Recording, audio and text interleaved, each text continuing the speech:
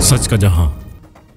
जिला कमाड़ी पुलिस ने मंशियात फरोशी और फायरिंग के वाकयात में थाना मदीना कॉलोनी पुलिस ने बल्दिया 7 नंबर कब्रिस्तान के करीब एक मुश्तबा शख्स को हिरासत में ले लिया, जिसकी शिनाख्त मोहम्मद काशिफ के नाम से हुई। दौरान तलाशी मुलजिम के कब्जे से 520 ग्राम चरस बरामद हुई। मुलजिम मंशियात फरोशों की कैटेगरी ए फहरिस्त में शामिल था और इससे कबल भी मंशियात फरोशी के मुकदमा में गिरफ्तार होकर जेल जा चुका है। ये कार्रवाई SHO मदीना कॉलोनी इंस्पेक्टर कमर अब्बास की सरबराही में अमल में लाई गई। दूसरी कार्रवाई में थाना सईदाबाद की तफ्तीशी टीम ने खुफिया इत्तला पर छापा मारकर फायरिंग की। एक मुकदमे में मतलूब 2 मुलजिमान को गिरफ्तार कर लिया। झगड़े के दौरान फायरिंग के नतीजे में पुलिस एहलकार आमिर खान और इसका भाई जिया जख्मी हो गए थे।